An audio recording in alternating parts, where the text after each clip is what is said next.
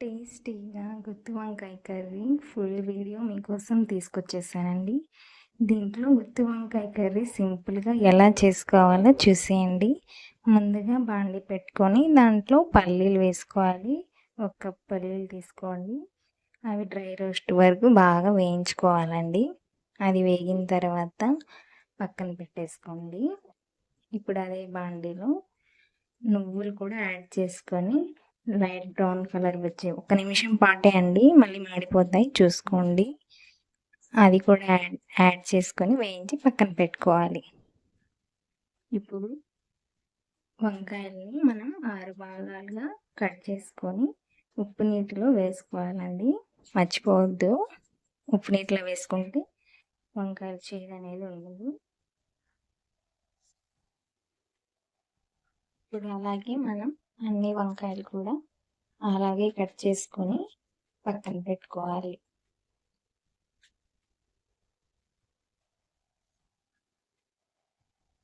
ఇప్పుడు కావాల్సిన కూరకి ఎర్రగడ్డలు 3 తీసుకున్నాను, ఆనియన్స్ అవి కట్ చేసుకొని పక్కన పెట్టుకోవాలి. టమాటాలు కూడా 3 తీసుకున్నాను, అవి కూడా కట్ చేసి పక్కన పెట్టుకోవాలి.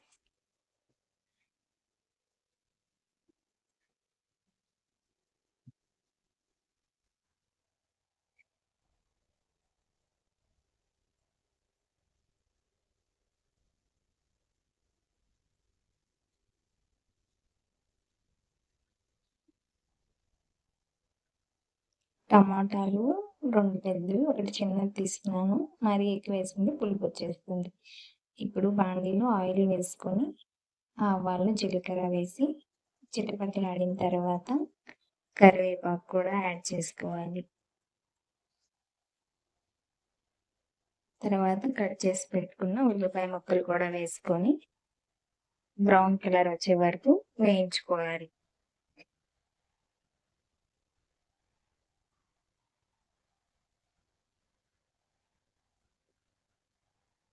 అవి బాగా వేగిన తర్వాత కొంచెం ఉప్పు వేసుకోవాలి.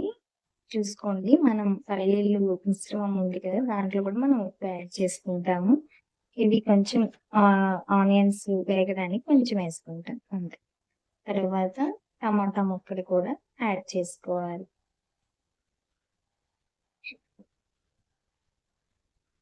అవి కూడా బాగా మగ్గనివ్వాలి. మూత పెట్టేసుకుంటే త్వరగా మగ్గిపోతుంది టమాటాలు.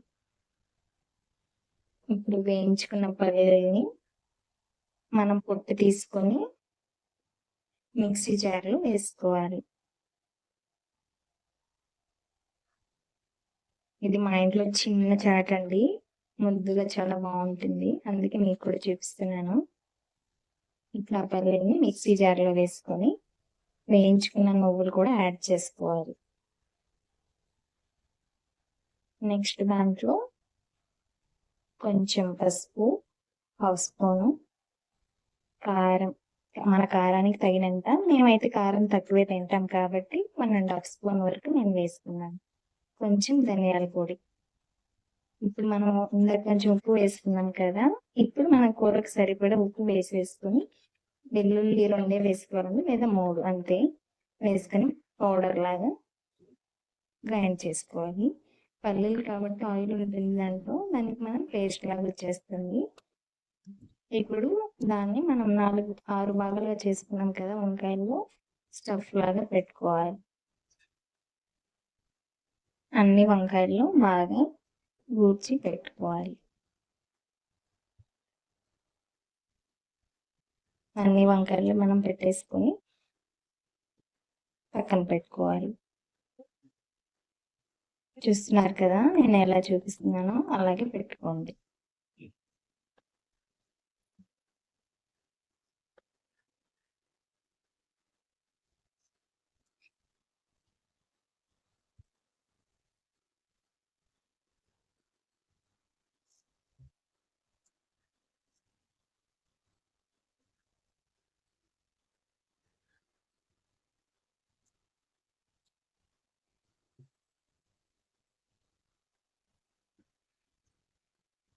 మనం అన్నిట్లో పెట్టేసుకొని ఇప్పుడు టమాటాలు వేయించుకుంటున్నాం కదా, దాంట్లో యాడ్ చేసుకోవాలి వంకాయలన్నీ.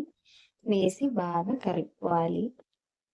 కొంచెం ఆయిల్ వంకాయలు మగ్గనిస్తే మనకి త్వరగా ఉడికిపోతాయండి. కాసేపు ఒక 2 మినిట్స్ అలా మగ్గనిచ్చి బాగా కలుపుకోవాలి. అవి మగ్గిన తర్వాత మనం వాటర్ యాడ్ చేసుకుంటాము. మనకి వంకాయలు ఉడకాలి కాబట్టి తగినన్ని నీళ్ళు పోసుకొని నేనైతే 2 గ్లాసెస్ వాటర్ వేసుకున్నాను. అంతే అండి. మనం మూత పెట్టుకొని అవి ఉడికినివ్వాలి బాగా. మధ్య మధ్యలో కలుపుకుంటూ ఉండాలి. అప్పుడు మనకి వంకాయలనేవి బాగా వేగుతాయి, ఉడుకుతాయి.